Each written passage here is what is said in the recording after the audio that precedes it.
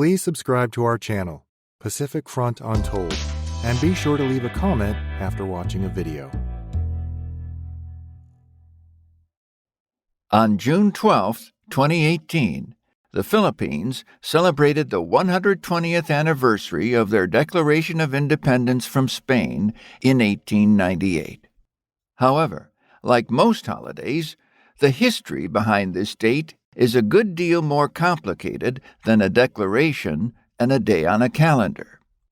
The Philippines were colonized by Spain in the 16th century and was used for agricultural purposes under the feudal-styled encomienda system, as well as for trade with the East Indies and China. Spain was far from the first foreign power to interact with the Filipinos, who had a history of trading with Chinese and Arab merchants. But Spain would have nearly 300 years of continuous control to gouge out a mark like no other. Traditional religion, methods of governance, systems of agriculture, and more would see significant change under outsider rule.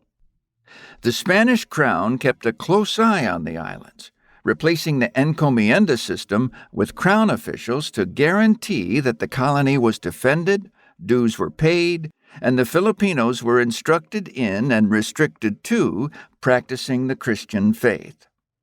Spanish impositions would gradually ease by the 19th century, but they were still a heavy weight. However, wealthy Filipinos could gain access to education abroad, and through this window, the Philippines was exposed to liberal and nationalistic currents. The writer Jose Rizal is credited with rallying many Filipinos to the cause of reform, and his arrest and execution by Spanish authorities resulted in the formation of the Katipunan, an underground revolutionary group.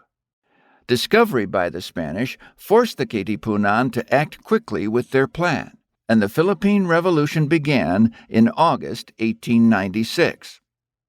These first hostilities were concluded by a truce and the promise of reform by the Spanish government, but Spain still had not taken steps to meet this promise by 1898, when revolutionary leader Emilio Aguinaldo led his fellow revolutionaries to take advantage of the Spanish-American War and fight for their independence. Filipino and U.S. forces pushed the Spanish hard, and Aguinaldo and his forces celebrated a wave of victories by declaring independence on June 12, 1898, and forming a governmental system for the newly declared Milalos Republic, of which Aguinaldo was president. However, when final victory over the Spanish was declared, the Philippines were not granted official independence. Instead, Spain had transferred the control of the Philippines over to the United States as part of the 1889 Treaty of Paris. Filipino forces engaged in a guerrilla war against U.S. control until Aguinaldo was captured in 1901, and he subsequently encouraged acceptance of the new regime. The fact that U.S. imperial possessions contradicted principles of self-determination was not lost on Filipinos or many Americans, though ostensibly the American regime was meant to prepare the Philippines for independence. This paternalistic claim was not as disingenuous as it might appear.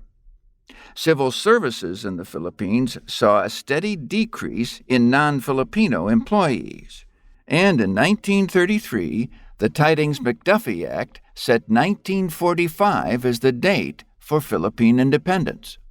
Before the Philippines would become completely independent, they would have 10 years of U.S.-supervised Filipino self-government.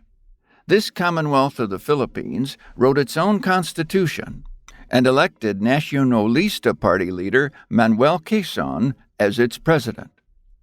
The Commonwealth of the Philippines was officially established on November 15, 1935, the date of Quezon's inauguration.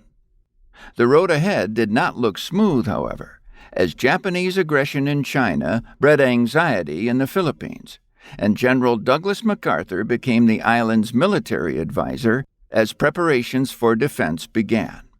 The Philippines were struck by the Japanese invasion on December 8, 1941, and had very little preparation in place to fall back on. U.S. and Filipino forces surrendered on May 6, 1942, but fighting on the islands was far from over.